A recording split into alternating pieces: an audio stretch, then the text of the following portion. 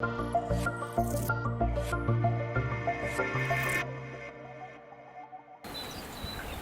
something that can affect the mental health of people when they are transitioning, because there's that very real and genuine sense of loss that they might not be able to have, children. For people like Ashley currently transitioning, the idea of pregnancy was an impossibility.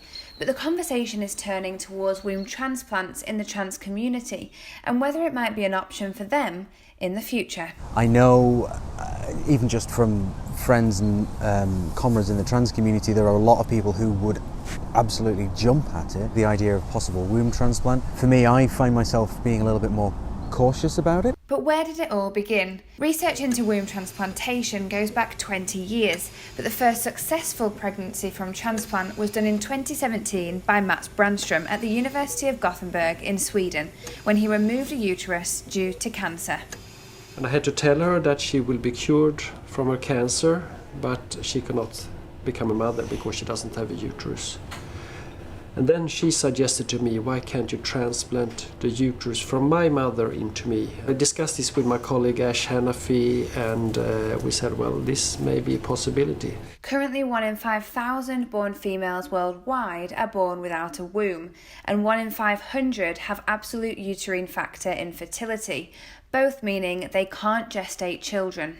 One academic at Lancaster University is one of a small number of scholars looking into the ethics of womb transplants for trans women. Some cis women and some trans women want to experience gestation. They want to experience gestation and motherhood, and there have been a lot of studies that show that trans people have very similar preferences regarding parenthood to cis people.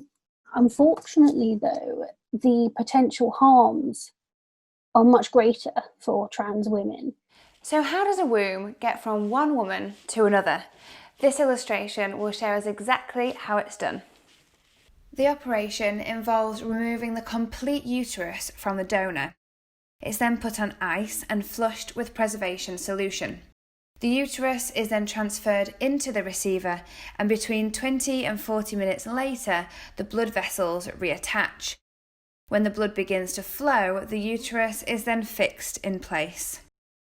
This is a proposed option for how the womb would be transplanted into a trans woman by Benjamin Jones, a gynaecologist and surgeon at Imperial College London and researcher at Womb Transplant UK. Womb Transplant UK said they were unable to comment because the researchers are working on COVID-19 wards. But it's not all plain sailing. There is a lot of opposition to this kind of procedure. There's some feminist groups that believe that no part of a woman should be transferred into a male, whether they're trans or not. And there are gynecologists and obstetricians who are very dubious about this kind of procedure, and they don't think that it will ever work. I've got a woman on the phone now who is a feminist, and she doesn't believe that this kind of transplant should happen. She wants to remain anonymous because of the nature of her views. From your feminist perspective, what's your kind of opinion on this? A trans woman's body is still biologically male, and so to implant an organ that is exclusively female into a male body doesn't, in my view, come under the heading of a clinical necessity. I view the fact that somebody with a male body would want to go through that as going beyond the clinical and into the realms of transhumanism. Just because we can do something doesn't mean we should. I went to visit Grace Murphy, due to transition next year, who's wanted to gestate her own baby for years. I'll be the mother that I know I can be, and there's obviously people out there that are saying, oh yeah, it shouldn't happen, because at the end of the day, we're still a woman. Yeah, we probably don't have our own womb, but at the end of the day, like, you would do anything in your power to achieve that, if that's what you want.